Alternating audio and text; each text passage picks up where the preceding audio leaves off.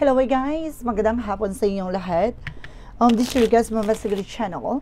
A fated or Zomatarders. So ngayong hapon na to, tignan natin sabihin sa inyo ng ating mga gabay. So this is a special gabay for the month of July 4 hanggang July 10 for the sign of Gemini. So Gemini, welcome to my channel. Ano kayang messages, advices, and spirit guides ang ating masasaga for today's video?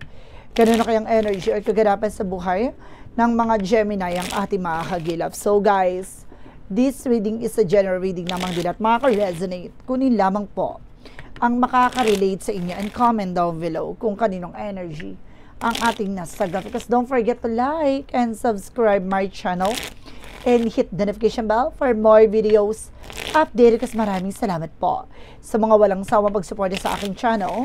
Lalo na ang hindi nag-skip ng adzaway pagpalahain kayo ng Diyos at may kapal siksik-liglig na umapaw na biyayang manang-balik sa inyo. So let's see guys, what is the messages, advice ng ating angel spirit for the sign of Gemini. So let's see and watch this.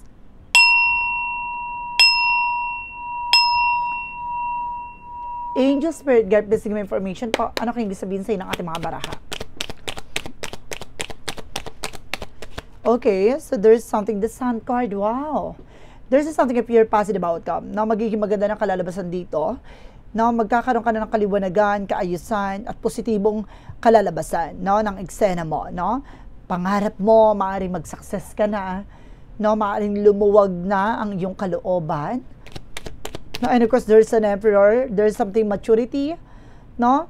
Meron ditong emperor na maging mature ka, maging grounded ka, sa lahat ng bagay na gagawin mo, magkaroon ka ng disiplina at respeto, no? Alam mo dapat sa sarili mo yung grounds mo, diba? What is the ritual messages?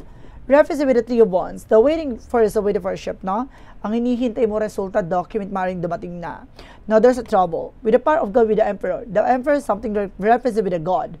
And the Sun card is something, an energy. No? Talaga pinapakita na maaaring nandito ang ating gabay, ang ating Panginoon, no? Na pumuprotekta sa'yo. No, kailangan mo lang ng tamang respeto at disiplina sa sarili mo. And because there's a Ten of Wands, no? Maaring there is a final defeat na parang matatapos na yung mga burden, mga obligation, responsibilities. And of course, there's a King of Wands. Look at the bigger picture. Lagi mo titingnan yung magiging possibilities, yung outcome, no? Ng gagawin mo, no? Yung mga decisions mo. No, lagi mo titingnan yung magiging possibilities. And there's a Four of Wands by celebrations. There's a Four of Wands represented with a twin flame energy. Homecoming, family gathering, happiness. Now, what is the Sun card? Represent guys with the Seven of Cups. Now, there's a lot of opportunity coming in for you. Now, sa parte na magulo or naguguluhan ka, maaaring magliwanag na ito. No, liliwanag na sa'yo lahat ng bagay. What is an Emperor? Represent with Two of Swords. There's a decision that you need to make. No, ito ay, kumbaga, buong puso mong, kumbaga, yung decision mo ay buong buo, no? Walang pag-aalinlangan. What is the Three of Wands? Represent with Five of Pentacles. Some of you guys na naka-recover ka financial crisis, na ito na hinintay mo na makaka-recover ka na. Na ito na yung gusto mong mangyari. And of course, there's a Queen of Wands, basta lakas mo loob mo, maging matapang ka. Alisin mo yung takot at pangamba mo, and there's a Ten of Swords. Now, mayroong mga sumasabotahe sa'yo, mayroong mga taong nililinlang ka, no? Kailangan lakas ang pakiramdam mo, titingnan mo yung magiging posibilidad, no? Kumbaga itong tao na to, nagiging malapit siya, or either parang may kumukuha siya ng information sa akin, gato ganyan, no? Kailangan mag-pay attention ka. It means, maaaring sabotahihin ka, or maaaring kailangan titingnan mo lagi, no? Yung magiging outcome ng eksena sa paligid mo, no? Kailangan mo rin mag-adjust kahit pa paano. What is the Four of Wands? Represent with the Devil card. Meron talagang tuso dito, no? Meron talaga ditong, kumbaga, nagbibigay balakid sa'yo, no? Para hindi ka maging masaya, no? Para maglungkot-lungkotan ang atake mo dito. Na meron talagang tutol sa inyong relasyon, no? Meron talagang sumasabotahe sa inyong relasyon. Let's see. What is the Sun card? Because the Seven of Cups. There's a chart card, an action and movement, na magkakaroon ng changes and development na sa situation mo, maliliwanagan ka na kung sino to nang gugulo sa inyo. What is Emperor? Because the Two of Swords. Represent guys with the death card. Another something and ending and you begin. Tatapusin na. No, ang kahibangan ng mga tao sa paligid mo. No, bibigyan ka na ng kaliwanagan. No, sinasabi dito magkaroon ka ng respeto at disiplina sa gagawin mo desisyon. No, maaaring kailangan mo na mabago. No, ang iyong pananaw. No, ang iyong mga nakaugalian. And of course, there's a Ten of Pentacles, long term. No, magkakaroon ka na pang matagal ng financial security. No, financial windfall. No, lalago at lalakas ang iyong finances. Ito yung hinihintay mo eh. No, yung matagal mo nang hinakangad. Lumakas ang iyong finances. There's a King of Cups. No, yung person mo is very devoted. No, pero may mga responsibilidad ka at obligasyon. Or either your person, cross-watcher out there, na maaaring may mga obligation, responsibilidad na maaaring related with your family. No, relatives. No, kumbaga maaaring yung person may something from, kumbaga, breadwinner sa pamilya na, no? Tapos hindi pa nabibitawan, parang hindi pa siya nakakawala doon. Or either you, na maaaring devoted ka, and of course, maaaring provider ka, and of course, breadwinner ka ng family mo. What is the King of Wands? Because the Ten of Swords. There's an Ace of Wands. No, there's something in new plan. Dito ka papasok ang bagong plano. No? Lagi mong titignan, no? Kung sino itong sumasabotahe sa'yo, sino itong tatrader sa'yo, lagi mo titignan yung magiging plano nila, yung magiging kalalabasan ng eksena nila. No? Additional messages. And of course, there's something the Page of Wands. May magandang balita dito. Ibig sabihin, malalaman mo na. Na malalaman mo na kung sino yung mga sumasabotahe, tatrader sa'yo dito. Let's see. What is the outcome?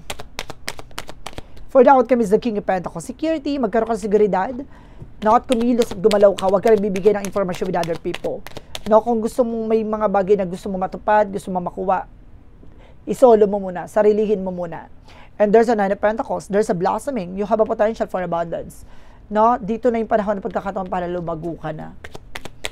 Lalakas na ang iyong pagkakaperahan. And there's a Seven of Wands, no, proteksyonan mo at pangalagaan mo kung ano man yung babagay na meron ka. Naka-recover ka na, hinintay mo na yung matagal to, so kailangan proteksyonan mo ito. No, wag mo ngayaan masayang. And there's a Six of Wands, for victory is yours. Talaga magtatagumpay ka. No? At lakas loob mo itong harapin. And of course, there's an Eight of Wands na magkakaroon ng changes and development sa situation mo. No? Lilipat, aalis ka na. No? Kung sino man yung traders at sumasabot tayo sa inyo. At least, alam mo na kung sino yan. Naliwanagan ka na. At proteksyonan mo at pangalagaan mo ang iyong negosyo, hanap buhay. No? Ang iyong sarili. Alam ko guys, no, there is a possible na kaya ito may malaking inggit lang sa'yo. No? There is something inggit. Let's see what is additional messages tayo with the finances and career, love life, at kalusugan. Alamin na natin yun guys, so let's watch this. Okay. For finances and career, shuffle muna tayong very light. For finances and career, there is a temperance. Matuto kang kumalma pagdating sa negosyo, trabaho, hanap buhay mo. There's a perfect time or divine intervention. Bahala sa iyo, may mga bagay na para sa iyo, may darating talagang para sa iyo talaga. And of course, there's an Ace of Pentacles with a big shot and big money coming in for you. May malaking pera paparating. No, may darating na bagong oportunidad na magdadala sa iyo ng pagbabago. And the Page of Swords, being curiosity, kailangan alamin mo, pag-aralan mo. No? And of course, guys, there's something the Nine of Pentacles, security, seguridad, practical. Kailangan slow and steady, manatili ka sa kung ano man yung position mo, na huwag kang maging hambog or maging mayabang sa kung ano man yung bagay na meron ka, na manatili kang down to earth. And there's something the High Priestess for something hidden agenda. Maraming mga hidden enemies dito, maraming mystery sa likod dito, kailangan matuto kang lakasan ng pakiramdam mo, no? Maraming tuso. And of course, there's a Knight of Swords. Bibilis lang takbo ng sitwasyon. Magkakaroon talaga ng changes and development na sa iyong finances. Ibig sabihin na ito na yung panahon ng paglago, no, ng iyong pagkakaperahan. Pagdating sa love life, there's a Knight of Cups, there's a wish fulfillment. Matutupad din yung mga pangarap mo pagdating sa buhay pag-ibig. Na maaaring makikilala mo siya international with the word card, or maaaring nagkita na kayo sa of nowhere, sa ibang bansa.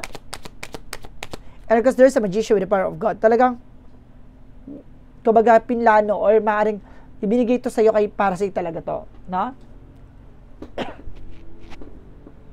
Okay, let's see. There's a judgment na paalala talaga na you need to pay attention pagdating sa relasyon. Huwag kang magmadali, no? Gamayan, pakiramdaman. And of course, there's a Queen of Swords na clear the boundaries, linisin mo yung nasa paligid mo. Yung magsisilbing negatibo or harang. No, there's a Five of Cups, no? Kasi maaaring may mga bagay na ma-disappoint ka dito. Kilalanin mo mabuti bago ka pumasok sa isang relasyon. No, kilalanin mo muna kung may asawa siya, may karelasyon siya. And there's an Empress card for revert, no? Magiging maganda ng kalusugan mo dito. Na maaaring magbuntis ka. And of course, there's something the Four of Cups, no? Kumbaga may mga bagay na unti-unti mo nang matatanggap. No? Naguguluhan ka pero unti-unti mo yung matatanggap. There's a Six of Swords, makakaalis ka na sa position mo, sa situations mo. And of course, piliin mo yung mga bagay na makakatulong lang sa'yo. No? Hindi ka pwede ma-stress ng bonggang-bongga. No? And of course, there's a Four of Swords. No? Kailangan mo ipahinga yung utak mo. No? Masyado na mabigat yung bagahe na yan. And there's an Ace of Swords with a mental clarity. No? Bigyan mo ng liwanag yung isip at utak mo with a mental clarity. No, bibigyan naman ng kaayusan niyang kaisipan mo dito. Kailangan mo lang talagang lumipat o umalis dyan sa sitwasyon mo. So, let's see what is additional messages tayo with the magical fire messages, advices, and of course, pick a card, yes or no. Kung bago ka sa channel ko, guys, no, pick a card, yes or no, pwede ka magtanong. Isa lang ang magiging sagot dyan, within 1, 2, or 3. Pipili ka ng isa. Pag nakapili ka na ng isa sa magiging sagot sa tanong mo, comment down below kung anong number na pili mo. And of course, mamaya mo malalaman ang sagot no, sa napili mo number sa dulo ng reading na to. So, let's see and watch this. Okay, let's see what is the magical fire messages. Represent what? With the magical fire messages, represent what? And there's something, a new home. Magkakaroon talaga ng bagong bahay. No, moving is a step in the right direction for you. And there's a holiday. Now, there's something holiday na maaaring ito yung maging daan, no? Para makita mo at makawala ka muna for a meantime sa mundong ginagalawan mo. Makapag-unwind ka, ma-refresh ang utak mo. And there's an emotional healing para maging kalmado na ang iyong emosyon. No, kailangan mong, kumbaga, maging kalmado, huwag ka masyadong agresibo sa nararamdaman mo. Maaaring unti-unti nang hihilom ang mga sugat na nakaraan, mga nararamdaman sakit. What is the yin and yang oracle card? Reference with the attachment and cold. No, kung nalalamig ka, kailangan mong dumistansya sa kanila. No, yan yung tinatawag na vibrations, no? Kung alam mo itong tao na to, iba ang kumbaga, iba yung nararamdaman mo sa kanila, huwag ka magtitiwala. Dumistansya ka. And there's a feminine. Meron talagang feminine dito, guys. No, meron talagang babaeng involved dito. And there's a control. No, kontrolin mo yung iyong bunganga. No, huwag ka masyado mag-share ng information with other people. Na meron talagang babae dito na maaring tuso. Mag-ingat kayo, no? Meron naninira dito, guys. What is the synchronicities? There's a summer. No? Yung summer season, maaring masagot na lahat ng katanungan mo. And of course, there's a something gentleness. So, kailangan mo maging mahinahon. No? Huwag kang padalos-dalos. And there's a journey, no? Kumbaga, pagdadaanan mo lahat ng bagay na to. No? May mga bagay na kailangan talagang malaman mo na. No? What is the romance age for Mystic Love Oracle deck? No, single or not in relationship. Some of you guys, no, parang walang commitment ngayon, no, hindi ka pa ready. And of course, there's something safety, comfort, no? Kumbaga, pinapangalagaan mo at proteksyonan mo ano man yung bagay na meron ka. And there's a single parent. Meron talagang single dito, no? Meron talagang nag-cause ng eksena. Meron talagang gumawa ng eksena dito para maiwan ka sa ere. What is the money move? What is the eagle's number? Represent with 0330 with the luck ship. Pursue your goals and get what you want. It will provide wonderful benefit for you and people you hold there.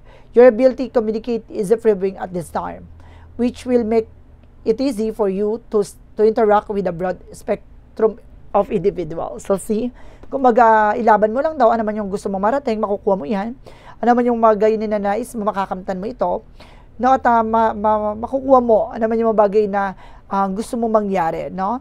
Maniwala ka lang at kumbaga baguhin mo lang yung mga maling nakagisnan, maling nakagawian, nakaugalian, nakasanayan, kailangan mo na mabago yan. What is the money move oracle deck? What is the money move oracle deck? Represent with the mind powers. So see, lead with your mind, no? Kailangan mong pakikinggan ang iyong vision and intuition. Hindi ka ililigaw nito. Use your intelligence, analyze, data logic, and think rationally. Diba? Kung magagamitin mo yung utak mo na yan na para makapag-isip ka ng ideas, information, and even intuitions, no? What is a clarifying for a love situation? What is a clarifying for a love situation? Represent, guys, with a prickly defenses. Barrier caused by past it hurt, block you, be patient. Haba mo yung pasensya mo. Isa na sa nagbibigay blockages dito, yung mga nakaraang pangyayari sa buhay mo. You need to let go. No, protection at pangalagaan mo yung sarili mo dito. Huwag kang makulong sa nakaraan. What is a shadow work represent what?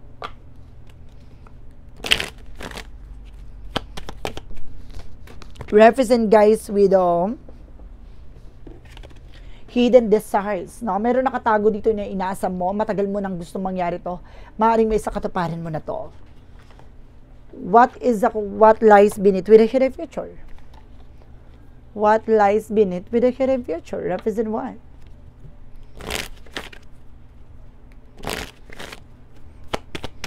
What lies beneath with a hidden future? Represent, guys, with knowing they fuck up. Nalaman na tinrider mo siya or tinrider ka. Crosswatcher out there.